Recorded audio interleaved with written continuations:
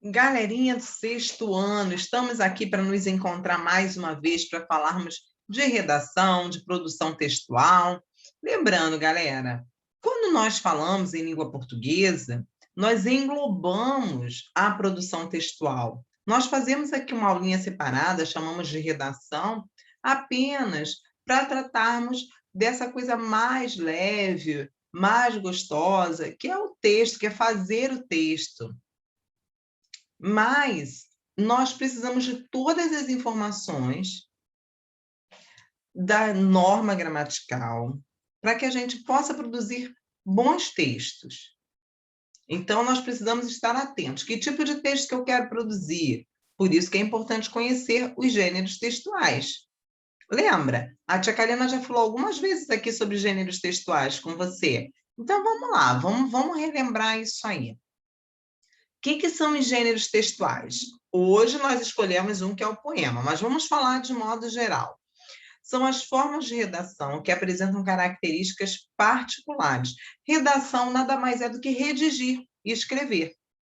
Então, elas são definidas por seu conteúdo, seu estilo, sua estrutura e sua função. Por isso que você vai encontrar alguns textos que você vai falar assim, essa palavra, eu acho que essa palavra não é assim.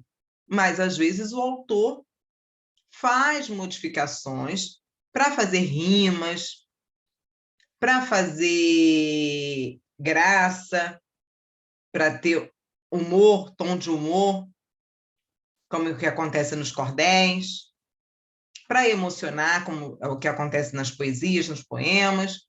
Então, existem inúmeros tipos de gêneros textuais, cada um com suas características específicas. Então, lembra sempre disso. A tia Kalina vai trazendo aqui alguns gêneros textuais para que você entre em sintonia com isso e você perceba o seguinte: você pode, com todo o instrumental que você tem, com todo o material que você tem, escrever uma narrativa, você pode escrever um cordel, você pode escrever uma música, uma poesia, porque você está recebendo, ao longo dos seus estudos, instrumentos para que você seja um produtor textual. Nós, falantes da língua portuguesa, nós temos que dominar a oralidade e a escrita. A escrita nada mais é do que a produção textual. Em algum momento da sua vida, você vai precisar produzir textos. Ah, não, tia Kaline, eu vou escrever só aquela redação lá que a minha tia pede na escola, que a minha professora pede. É um texto, é uma produção, precisa de independência, precisa usar a sua imaginação, mas também precisa usar o seu instrumental teórico. É por isso que a gente sempre está aqui, é por isso que a gente sempre fala com você. Não deixa seu material acumular, tem que seguir sempre estudando. Então, vamos lá. Hoje nós iremos falar do poema. O poema é a unidade da poesia, é estruturado em versos ou linhas poéticas que se agrupam em estrofes. Então, você já ouviu algum poema por aí? Você já percebeu a maneira como ele é organizado? O texto do poema ele é diferente. O poema é um texto geralmente organizado em versos e caracterizado pelo uso de figuras de linguagem. Vou te dar um exemplo de figuras de linguagem, galerinha do sexto ano. Ainda não viu isso por aí, mas vai ver agora. Eu trouxe só um exemplo de figura de linguagem, que é a metáfora. A metáfora é a comparação das palavras com significados diferentes. Então, o termo comparativo fica subentendido na frase. Então, fulano fala em metáforas, quer dizer que ele faz comparações. Por exemplo, a vida é uma nuvem que voa. Gente, a vida está no céu? Sua vida está no céu? Sua vida tem asas? Não. O que o autor dessa frase quis dizer com isso? Ele quis dizer que a vida passa rápido, que nós precisamos aproveitar, que ela é como se fosse uma nuvem, mas ele não usa o como se fosse, ele fala, é uma nuvem que voa. Então, ele falou em metáfora. Ele fez um comparativo metafórico, ok? Então, isso, por que o autor dos poemas, normalmente ele usa essas figuras de linguagem, que podem ser outras, tá? Existem outras figuras de linguagem que também são usadas pelos poetas, para enriquecer o texto, para o texto ficar mais bonito, gente. Poema e poesia. O poema se refere à estrutura textual. E a poesia está relacionada ao conteúdo, aquilo que te emociona. O poema é a organização dos versos, das estrofes, e a poesia é toda a emoção que está presente ali naquele texto, tá? Prosa. Em verso ou em prosa? Já te fizeram essa pergunta? Então, a prosa é o texto produzido em linhas contínuas. O nosso texto diário, organizado em parágrafos, introdução, corpo do texto, conclusão, certo? Seu conteúdo pode ser objetivo ou subjetivo. Quando é subjetivo, a gente chama de prosa poética. Subjetivo é sempre que nos leva a pensar, a buscar outro conhecimento, nos leva à emotividade, tá? Por isso que a gente chama de subjetivo, porque não é um texto direto, objetivo, como, por exemplo, numa reportagem, tá? Numa notícia. Verso é cada linha poética, cada linha que eu vejo lá, com um número determinado de sílabas e harmoniosa movimentação entre sílabas átonas e tônicas. Por quê? Porque se você parar para pensar, as poesias, elas têm um ritmo. E esse ritmo aparece à medida que ela é apresentada. Então, é a forma como o verso vai estar organizado que vai permitir esse ritmo. A estrofe é o conjunto de versos de um poema. E conforme o número de versos que a estrofe agrupa, ela recebe denominações específicas que nós vamos ver agora na nossa próxima tela. Então, percebem? A prosa é o texto contínuo. Tá? E o poema é a forma como é organizada a poesia. Ou seja, essa organização em versos e estrofes. Ok? Está claro para você? Eu adoro, acho tão lindo. Então, as estrofes. Se tem 2 versos, a gente chama de dístico. Se tem 3 versos, terceto. Se tem 4 versos, quarteto ou quadra. 5 versos, quinteto ou quintilha. Sexteto ou sextilha, se tem 6 versos. Sétima ou septilha, se tem 7 versos. Oitava é uma poesia com 8 versos. Novena ou nona, 9 versos. E décima, 10 versos. Então, é a maneira como as estrofes são chamadas.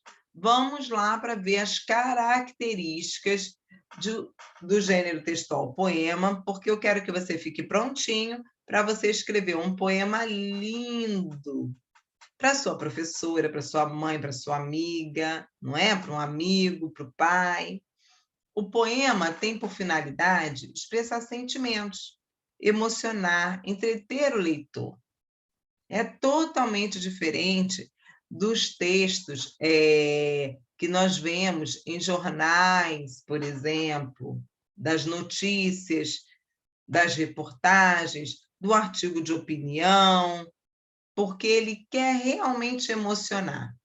O locutor é o próprio poeta e o destinatário somos nós, o público em geral. Em que suportes de comunicação que o poema vai aparecer? Que o gênero textual poema vai aparecer? Nos livros, nos jornais, nas revistas, nos sites da internet, e podem também ser transmitidos oralmente. Alguém que queira declamar uma poesia em público é lindo, não é?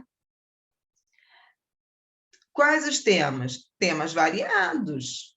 Não trata apenas de temas de amor entre pessoas, não. Amor à natureza, elogios profissionais. Os temas são variados.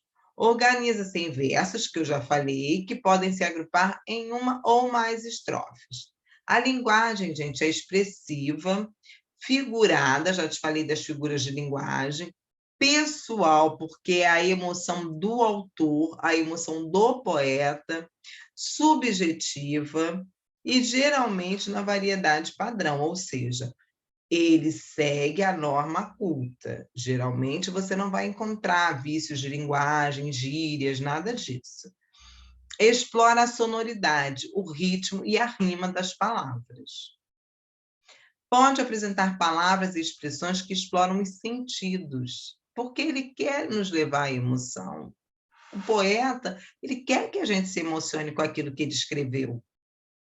Pode apresentar também palavras repetidas, por conta da busca pela rima. Então, pode ser que apareçam palavras repetidas, porque isso facilita a rima. O que é a linguagem poeta? Essa linguagem marcada pela subjetividade, pela polissemia. Polissemia é o uso de palavras que têm vários significados, uma mesma palavra, e pelos recursos sonoros. Pode ser usada num texto em verso, que é o poema, ou em prosa, que é a chamada prosa poética. Tá? Então, a linguagem poética ela não está presente apenas no poema, não. Ela também está presente na prosa poética, que é o texto corrido, como eu já falei para você. Eu trouxe aqui para você uma poesia do Mário Quintana. Essa poesia está no material da galera que estuda lá com a gente, hein?